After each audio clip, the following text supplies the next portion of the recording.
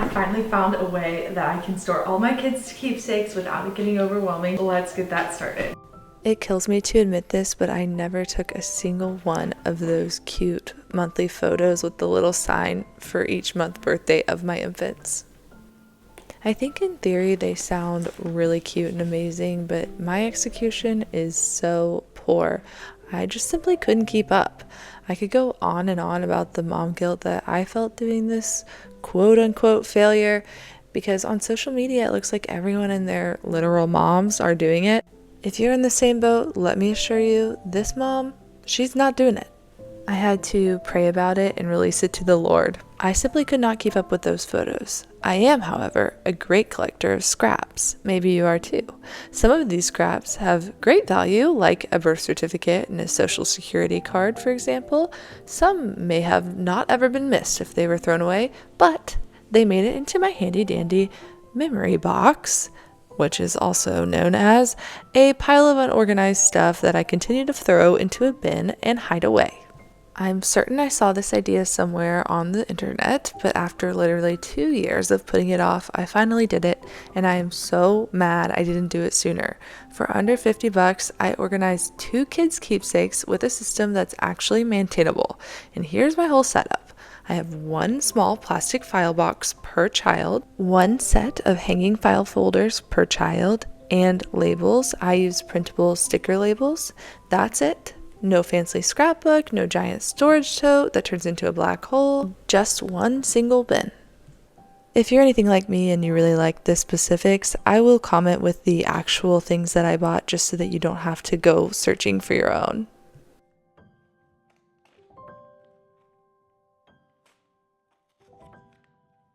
For each child, I made 2 labels with their name and birth date and 1 big label for the side that said keepsakes. My dream is that in 20-something years, I can hand this to them and it feels meaningful and not like a random pile that their spouse is going to have to sort through. Here's why it works. The best part is that the box is small. It fits on a closet shelf. That's an intentional decision, not a hindrance. When you view its small size as a feature and not a problem, it forces you to be choosy. I think I'm a bit of a minimalist at heart. You really couldn't pay me to save every piece of artwork that gets brought home, but I will save things that I think that they will love when they are older. The tabs I chose to put on our folders include things like medical information, infancy through 18-year-old tabs, and camp and achievements. Even less than a year out from a lot of these mementos, they still were really sweet to look through. Here is what I'm saving. Important documents, of course, milestone pages from the doctor like percentiles and growth charts, some shower invitations from when I was pregnant with them, little mementos from special trips we went on, a couple cards and notes, and if they get a little older and have some art that's worthy of the box, it will make it. What folder categories would you add or cut on my list?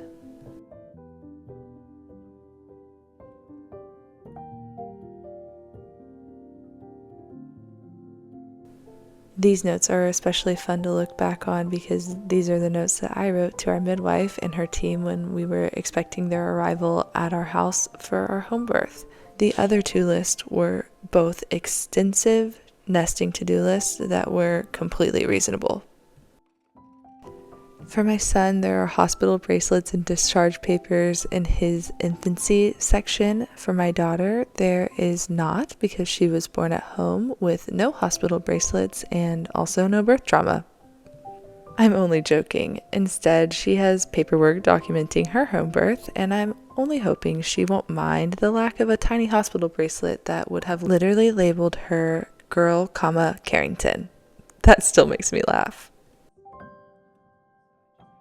This has actually been a very sweet reminder of how much your capacity changes with seasons, and sometimes it even changes between kids.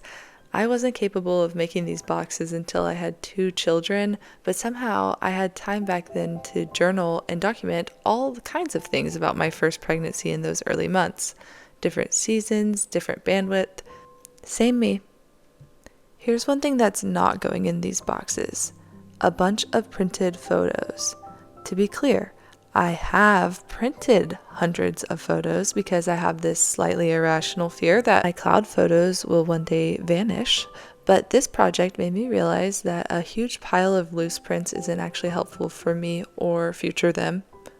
So my new plan is to keep prints stored separately in a dedicated photo bin that I just went ahead and ordered on Amazon, and create a simple yearly album on my phone that's curated with just the best moments from the year that I can share with them, either printed in some kind of book or digitally in a way that makes sense.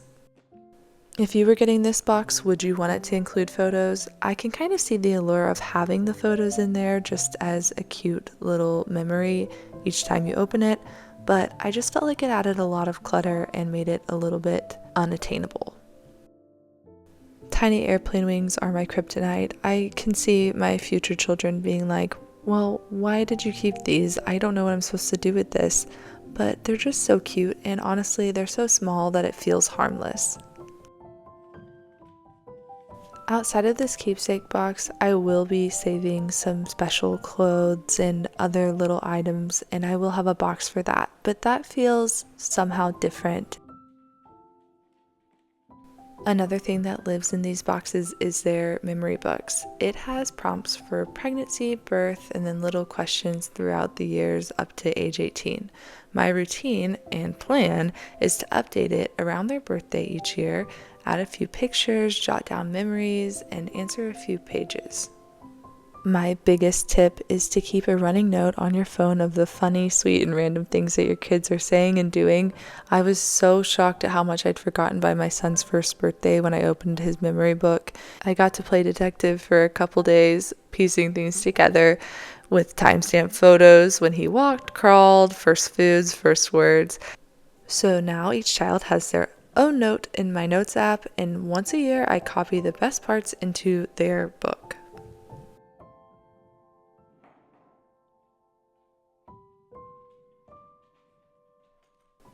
Here's another tip that I learned from my own mom, and that's label everything.